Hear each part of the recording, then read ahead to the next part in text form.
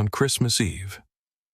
Adelaide Brooks sat alone at a corner table in a crowded café, watching laughter ripple across mouths she could see but never hear. The world around her glittered with holiday magic. Fairy lights draped across frosted windows, couples huddled together over steaming drinks, children tugging at their parents' sleeves and pointing at the enormous Christmas tree in the center of the room. But for Adelaide, it was all a silent film. She could see the joy, could almost taste it in the warm air thick with cinnamon and pine. Yet she remained forever on the outside looking in. Her hot chocolate had gone cold 20 minutes ago. Her blind date was now 43 minutes late. And the hope she had carefully nurtured all week was beginning to crack like ice on a winter pond. Her phone buzzed against the wooden table, and Adelaide's heart leaped with a desperate flutter of hope. Perhaps he was stuck in traffic. Perhaps there was an explanation. She picked up the device with trembling fingers and read the message that would shatter what remained of her fragile optimism. "Sorry, I can't do this. Honestly. Dating someone like you just feels too hard. Merry Christmas."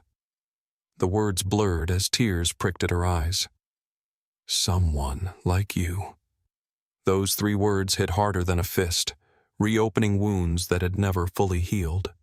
She had heard variations of that phrase too many times from strangers who avoided eye contact, from acquaintances who spoke too slowly as if she were a child, and most painfully, from the man who had once promised to be her ears, her voice, her everything. Adelaide grabbed her coat from the back of the chair, ready to escape back to her silent apartment, where at least the walls did not judge her. She would curl up on the couch, maybe cry into a pillow, and wait for Christmas to pass like every other lonely holiday. But just as her fingers closed around the rough wool of her sleeve, something unexpected happened. A tiny hand tapped her arm, gentle, tentative, but insistent. Adelaide turned, startled, and found herself looking down at a little girl with bright, curious eyes and a knit cap pulled low over her forehead. The child could not have been more than 8 years old, and she was doing something that made Adelaide's breath catch in her throat. The girl's small fingers moved through the air, forming shapes Adelaide knew as intimately as her own heartbeat, in American Sign Language, slow and careful but unmistakable. The child signed. "Can we sit with you for a moment?" Adelaide could not move. She simply stared at those little hands, at the earnest expression on the girl's face, at the impossible gift of being seen, truly seen in a world that so often rendered her invisible. Behind the child stood a man, tall and broad-shouldered, with kind eyes that crinkled at the corners as he watched his daughter. He looked uncertain, as if worried they might be intruding. But there was something else in his gaze, too, something that looked almost like recognition. Adelaide did not know it yet, but this moment, this simple question from a stranger's daughter was about to change everything. The city had been preparing for Christmas for weeks. Every storefront window displayed elaborate scenes of snowmen and reindeer, wrapped presents and glowing candles. The streets were alive with the sounds Adelaide could only imagine: carolers on corners, bells ringing from the Salvation Army volunteers, the distant echo of Silent Night from a church down the block. She knew these sounds existed because she had read about them, because people described them with closed eyes and wistful smiles, because her mother, Bridget Louisa Harper, had once tried to explain the magic of Christmas music to a 6-year-old Adelaide who could not understand why everyone swayed to something she could not perceive. Now, at 32, Adelaide had made peace with her silence. Or so she told herself. Earlier that evening, she had stood in front of her bathroom mirror, carefully applying mascara and practicing phrases she might need. "Hi, I'm Adelaide. Yes, I'm deaf, but I read lips really well. Just look at me when you talk." She had written these words on a small card tucked into her purse. just in case the man a connection from a dating app who had seemed so understanding in their text conversations needed a reminder. Her apartment was small but tidy, filled with the evidence of her life as a single mother. Toys belonging to her 4-year-old son Leo were scattered across the living room floor despite her attempts to organize them.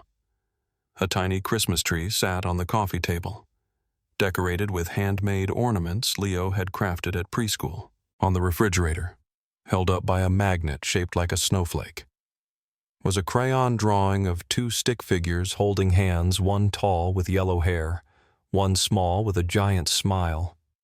"Mommy and me," Leo had explained proudly, pointing to each figure, before leaving for her date. Adelaide had video called her mother. Bridget's face filled the screen, warm and worried in equal measure, while Leo bounced around in the background, waving a toy airplane. "Are you sure about this, sweetheart?" Bridget had asked, speaking slowly so Adelaide could read her lips through the slightly pixelated connection. "It's Christmas Eve. You could just come here, spend the night with us." But Adelaide had shaken her head, signing her response while her mother struggled to follow. She needed to do this. She needed to prove to herself, to the world, to the ghost of her ex-husband Dante, who still haunted her thoughts, that she was not broken, not unlovable, not destined to spend every holiday alone. Leo deserved to see his mother trying, fighting, refusing to give up. When the call ended with Leo blowing kisses at the camera and signing "I love you" with his chubby fingers, Adelaide had felt a surge of determination. She would go on this date. She would be brave. She would not let fear win. But fear, it turned out, was winning anyway. As she sat in that café watching the minutes tick by, Adelaide could not help but remember Dante. They had met in college, when she was young and hopeful and convinced that love could bridge any gap. He had been charming then, eager to learn sign language, telling her that her deafness made her unique, special, beautiful in a way hearing women could never be. "I'll be your ears," he had promised, pressing his lips to her palm. "You'll never have to face the world alone." For a while, he had kept that promise, but slowly, almost imperceptibly, things changed. He grew tired of repeating himself. He stopped signing altogether, claiming it was too much work after a long day. He began to leave her out of conversations at parties, laughing at jokes she could not follow, then patting her shoulder dismissively when she asked what was funny. The final blow came on a winter night much like this one, when Dante had looked at her with something like disgust and said the words that would echo in her mind for years. "You're dragging me down. I can't live in your silent world anymore." The cafe owned by Oliver Grant was warm and inviting, the kind of place where neighbors gathered and strangers became friends over shared slices of pie.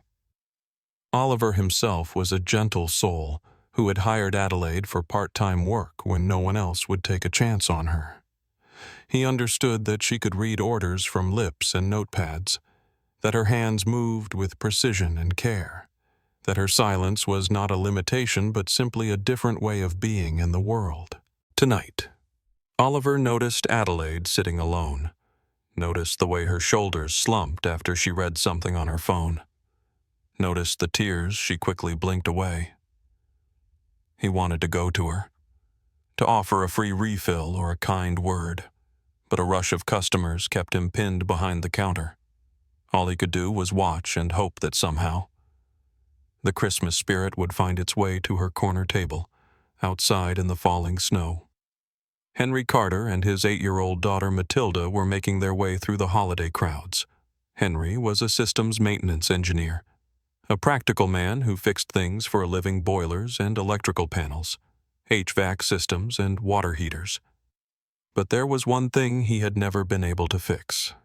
one failure that haunted him every single day. His younger sister Amanda had been deaf from birth. She had spent her childhood trying to teach him sign language, tugging at his sleeve, showing him how to shape words with his hands, desperate for him to enter her silent world. And he had always been too busy, too distracted, too convinced there would be time later. There never was. Amanda died in a car accident at 24, and Henry had stood beside her coffin with hands that did not know how to say goodbye. After Amanda's death, something shifted in Henry. He began learning ASL with an almost desperate intensity, practicing signs in the mirror, watching videos late at night, teaching Matilda every phrase he mastered. It was too late to give this gift to Amanda, but it was not too late to ensure that no deaf person in his daughter's life would ever feel as alone as his sister had. Matilda. With her mother gone to illness 3 years ago and only her father to guide her, had embraced ASL with the enthusiasm of a child who understood loss in ways most children never did. Together, they had developed a Christmas tradition each year on Christmas Eve. They would find someone who seemed lonely and simply sit with them. No fixing, no judgment, just presence. "It's what Aunt Amanda would have wanted," Matilda often said, and Henry could never argue with that. "Daddy, look," Matilda whispered as they entered the café, tugging at Henry's sleeve. She was pointing at a blonde woman sitting alone by the window, a woman whose eyes held a particular kind of sadness that Matilda had learned to recognize. "She looks like she needs us." Henry followed his daughter's gaze and saw what she meant. The woman was beautiful in a quiet way, with hair the color of winter wheat and fingers that fidgeted nervously with an empty cup. But it was her eyes that struck him, eyes that watched the world with an intensity that suggested she was reading it differently than most people did. He noticed how she leaned forward slightly when the waitress spoke, how her gaze fixed on the woman's lips rather than her eyes. And suddenly, with a jolt of recognition that nearly stole his breath, he understood. "She might be deaf," Henry said softly, kneeling beside his daughter. "Like Aunt Amanda." Matilda's eyes widened, and she clutched her ASL picture book tighter to her chest. "Then we definitely have to sit with her," she declared. "She needs us even more." Henry hesitated. What if they were wrong? What if the woman wanted to be left alone? What if their intrusion only made her night worse? But Matilda was already moving, weaving between tables with the determination of a child who believed absolutely in the power of small kindnesses. All Henry could do was follow, his heart pounding with a mixture of hope and fear that he could not quite name. Adelaide was reaching for her coat when she felt the tap on her arm. She turned, expecting a waitress or perhaps someone needing directions, and instead found a little girl looking up at her with an expression of pure earnestness. The child's hands moved through the air, forming signs that Adelaide had known since before she could walk. "Can we sit with you?" For a long moment. Adelaide could not respond. She had been invisible for so long, navigating a world that moved too fast and spoke too softly and rarely bothered to slow down for her. And here was this child, this stranger's daughter, reaching across the divide with hands that spoke her language. Adelaide's vision blurred with tears as she signed back, her movements shaky with emotion. "You sign." Matilda nodded eagerly, her whole face lighting up like a Christmas tree. "A little," she signed, then added aloud for her father's benefit. "My dad, too. Not good, but trying." Henry stepped forward, suddenly aware of how tall and imposing he must look, and forced himself to smile gently. He signed as he spoke, his movements clumsy but sincere. "Hi, I'm Henry. This is my daughter Matilda. May we join you?"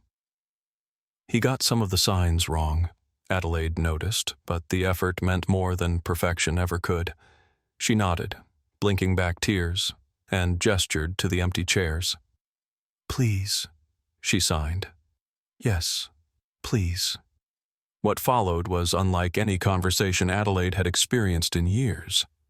Henry positioned himself across from her so she could read his lips clearly, and he spoke slowly without being condescending, checking to make sure she understood. Matilda placed her ASL book on the table between them like a bridge, flipping through pages whenever she forgot a sign, determined to communicate in Adelaide's language rather than forcing Adelaide into hers. They ordered fresh hot chocolates and a plate of cookies shaped like snowflakes, and slowly, carefully, the three of them began to share pieces of themselves. Adelaide learned that Henry fixed machines for a living, that Matilda loved horses and wanted to be a veterinarian, that they had been visiting this café every Christmas Eve for 3 years in search of someone who needed company. She found herself telling them about Leo, about her job at the bakery, about the tiny Christmas tree on her coffee table that her son had insisted on decorating with every ornament he could find, for the first time that night. Adelaide forgot about the cruel message on her phone. She forgot about Dante and his cutting words. She forgot that she was supposed to feel broken and unworthy of love. Instead, she found herself laughing at Matilda's attempts to sign marshmallow and watching Henry's face soften every time his daughter said something unexpectedly wise. There was something about these two strangers that felt inexplicably like home, like finding a warm fire after wandering too long in the cold. Adelaide did not know their stories yet, did not know about Amanda or Henry's guilt or the quiet grief that lived behind his kind eyes. But she knew, with a certainty that surprised her, that she wanted to find out. The cafe door swung open, letting in a gust of cold air that made the candles on nearby tables flicker. Adelaide did not hear the bell chime or the rumble of masculine laughter that followed, but she felt the shift in atmosphere the way her body tensed before her mind caught up. She looked toward the entrance and felt her blood turn to ice. Dante Lewis had just walked in, surrounded by colleagues from his law firm, all expensive coats and confident smiles. He had not changed much in the 2 years since their divorce, still handsome, still polished, still carrying himself with the arrogance of a man who had never been told no. Adelaide's hands froze mid-sign, her face drained of color. Every instinct screamed at her to run, to hide, to disappear before he noticed her sitting with strangers on the night when she was supposed to be alone and pathetic. Exactly as he had predicted she would always be. Matilda noticed the change immediately. "Are you okay?" she signed. Her small face creased with concern. Henry saw it too, the terror in Adelaide's eyes, the way her shoulders curved inward as if trying to make herself smaller. He followed her gaze to the group of men near the entrance and felt a protective anger flare in his chest. He did not know who had caused this reaction, but he recognized the look of someone confronting a painful past.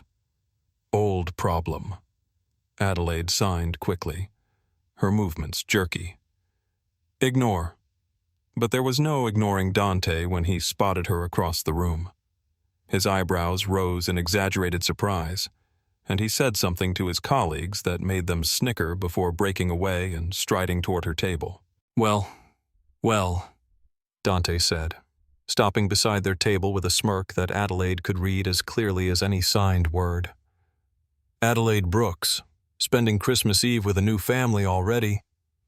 His lips moved in a way that was meant to be mocking, his gestures exaggerated as if performing for an audience. "I have to hand it to you. You work fast, though I'm sure he'll figure out soon enough what he's gotten himself into." Adelaide's hands trembled in her lap. She wanted to respond, to defend herself, but the words signed or spoken would not come. 2 years of healing, 2 years of rebuilding her self-worth, crumbled in seconds under the weight of Dante's casual cruelty.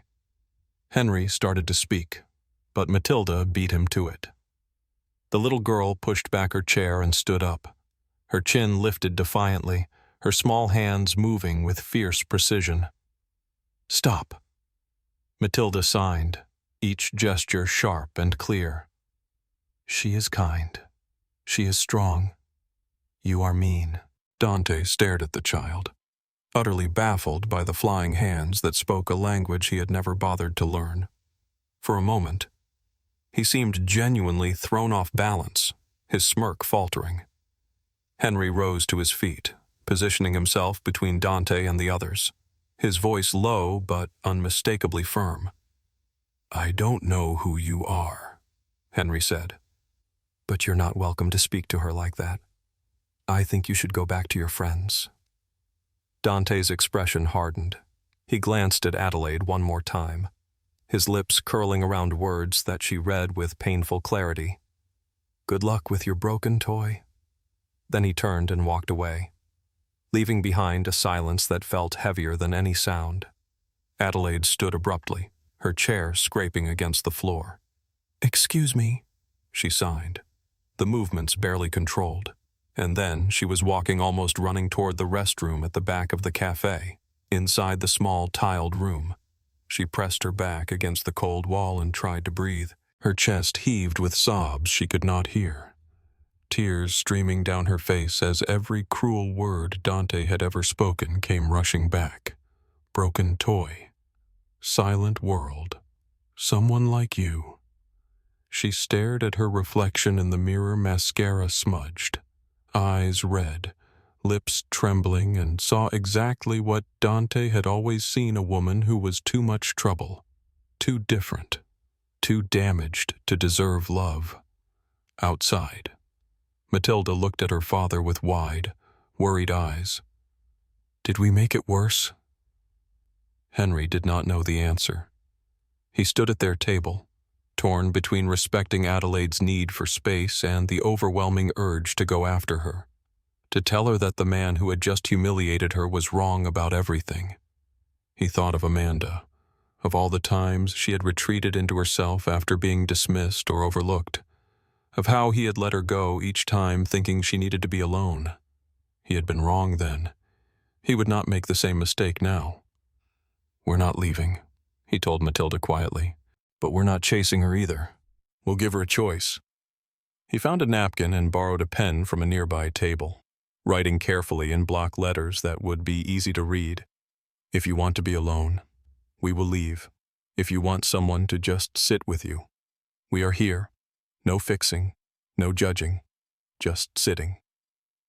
He placed the napkin on Adelaide's chair where she would see it when she returned, then guided Matilda to a different table a few feet away. They sat with their backs partially turned, giving Adelaide the privacy to make her own decision without feeling watched or pressured. It was, Henry thought, the only gift he could offer: the gift of choice, of autonomy, of being seen without being smothered. Adelaide emerged from the restroom with swollen eyes and a heavy heart, fully expecting to find the table empty. They would have left. Of course, everyone always left eventually. But when she approached her chair, she saw the napkin with its handwritten message, and her breath caught in her throat. No fixing, no judging, just sitting. She read the words twice, 3 times, letting them sink into the places where Dante's cruelty had carved its wounds. Then she looked up and saw Henry and Matilda at a nearby table, carefully, not looking at her, giving her space. They had not abandoned her. They had not pitied her enough to stay in her face, nor dismissed her enough to disappear. They had simply waited, trusting her to know what she needed.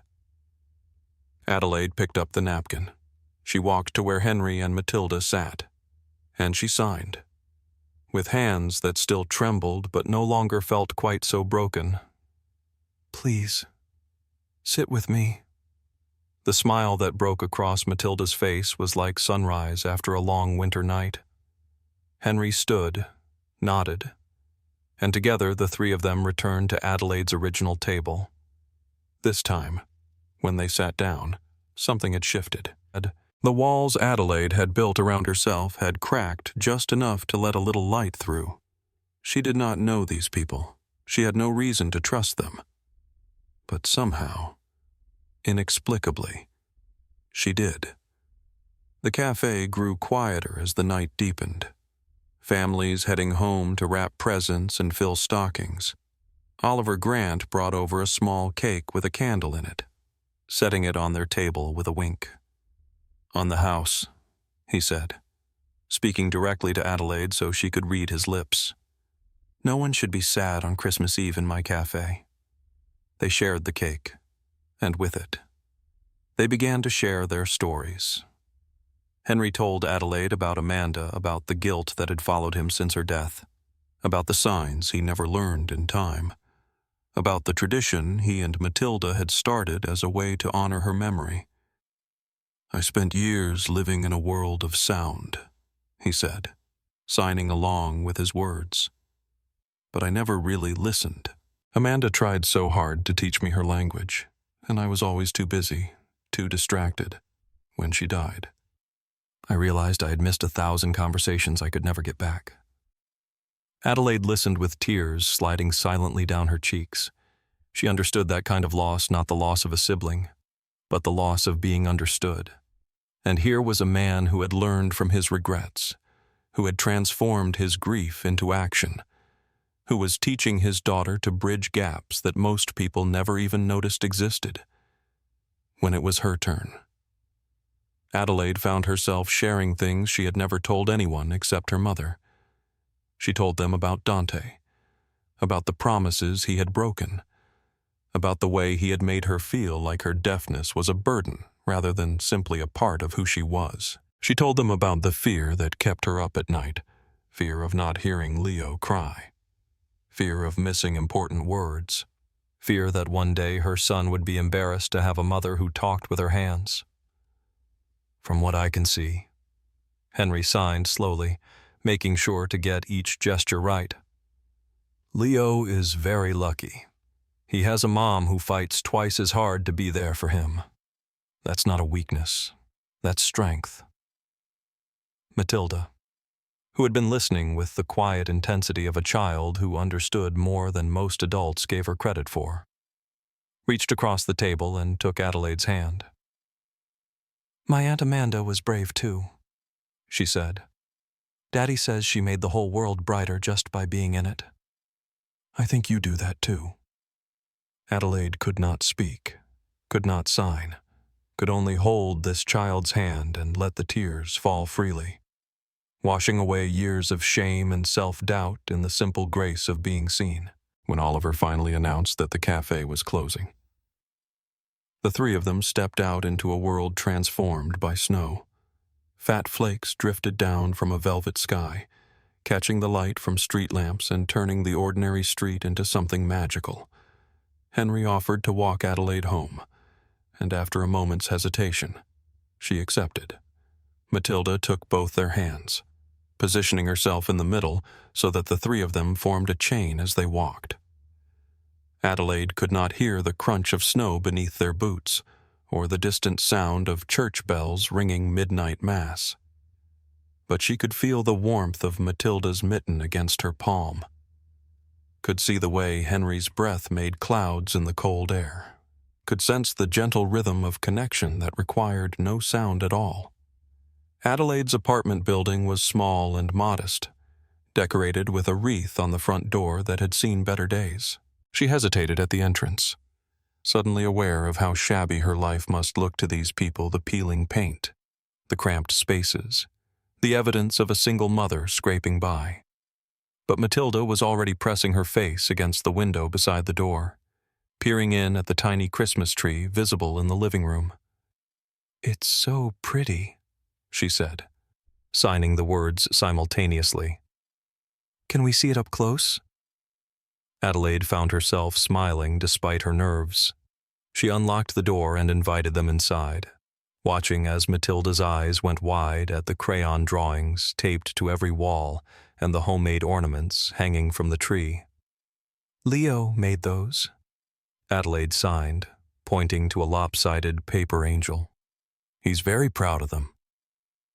Henry stood in the middle of the small living room, looking at the evidence of a life built with love and determination despite every obstacle. He saw the vibrating alarm clock on the table, the flashing light system installed by the door, the dozens of small adaptations that allowed Adelaide to navigate a world not designed for her. And he saw the photos, Adelaide holding a newborn Leo, Adelaide at a graduation ceremony, Adelaide and her mother Bridget laughing at what looked like a birthday party, in every image. She was smiling, not the polished smile of someone performing for a camera, but the genuine smile of someone who had found joy in the cracks between hardship. "Your home is beautiful," he told her, signing the words with careful precision. "It feels like love lives here." Adelaide's phone lit up with an incoming video call, and she saw her mother's name on the screen. She answered, and Bridget's face appeared, worry etched into every line until she saw the two strangers standing in her daughter's living room. "Adelaide who?" But before she could finish, Leo pushed into frame, his face breaking into a delighted grin. "Mommy?" He was bouncing up and down, waving frantically at the camera, his small hands forming the sign for "I love you" over and over. Matilda stepped into view and waved back, and suddenly the two children were introducing themselves through the screen, Leo showing off his toy airplane, Matilda demonstrating her favorite signs. Bridget watched with tears in her eyes as her daughter stood surrounded by warmth on a night when she should have been alone. When the call ended, Henry and Matilda prepared to leave, but Matilda turned at the door, her face suddenly anxious. "Tomorrow," she signed, the movements careful and deliberate. "Is Christmas Day. Can we sit with you again?" Adelaide felt fear rise in her chest, the old, familiar fear of letting people in only to have them leave. She looked at Henry, searching his face for any sign of obligation or pity, but found only quiet hope. And she thought of the napkin, still folded in her pocket, no fixing, no judging, just sitting. She took a breath. "Tomorrow," she signed back. "Breakfast. You bring your favorite food. We will be Christmas family, just for one day." Matilda threw her arms around Adelaide in a hug so fierce it nearly knocked them both over. Henry smiled, his eyes suspiciously bright, and signed slowly, "Thank you. We already feel less alone." They left, disappearing into the snowy night, and Adelaide stood in her doorway, watching until she could no longer see them. Then she closed the door, leaned against it, and let out a breath she had not realized she was holding. The apartment was quiet. It was always quiet for her, but for the first time in longer than she could remember. The silence did not feel empty. She walked to the window and traced a heart in the condensation with her finger, watching the snow fall on a world that suddenly seemed full of possibility. Her phone buzzed with a text from Henry. "Matilda cannot stop practicing new signs. We are already looking forward to breakfast." Adelaide typed back a response. Just 2 words, but they meant everything, "Me too." She placed the phone on the table and looked around her apartment at the tiny tree, at Leo's drawings, at all the evidence of a life she had built from nothing. Dante had called her broken. Her blind date had called her too hard. The world had looked at her silence and seen limitation. But tonight, a little girl had reached across the divide with hands that spoke the same language as Adelaide's heart. And everything had changed. Tomorrow, she would wake up on Christmas morning. She would video call Leo and watch him tear into his presents from Santa. She would make breakfast for 2 people who had no obligation to care about her but did anyway. And maybe, just maybe, she would allow herself to believe that being different did not mean being alone. Adelaide walked to the mirror in her hallway and looked at her reflection. Her mascara was still smudged, her eyes still puffy from crying. But there was something new in her expression, something that looked almost like hope. She raised her hands and signed to herself, slowly, deliberately. The words, a gift and a promise wrapped into one. You are strong. You are kind. You are enough. Outside, the snow continued to fall, blanketing the city in white. Church bells that Adelaide could not hear rang out across the rooftops, celebrating the arrival of Christmas Day, somewhere across town. Henry was tucking Matilda into bed and telling her the story of a brave woman who had taught them both what it meant to truly listen, and in a small apartment on the edge of everything. Adelaide Brooks stood by her window, watching the silent miracle of snow, and finally understood that the best gifts did not require wrapping. Sometimes they came in the form of a tiny hand on your sleeve, a napkin with words that healed, and 3 little words signed in the air. "Can we sit with you?" She pressed her palm against the cold glass, feeling the vibration of the world beyond, and smiled through tears that were no longer sad. "Merry Christmas," she thought. "Merry Christmas to the stranger's daughter who reminded me that I was never meant to be alone."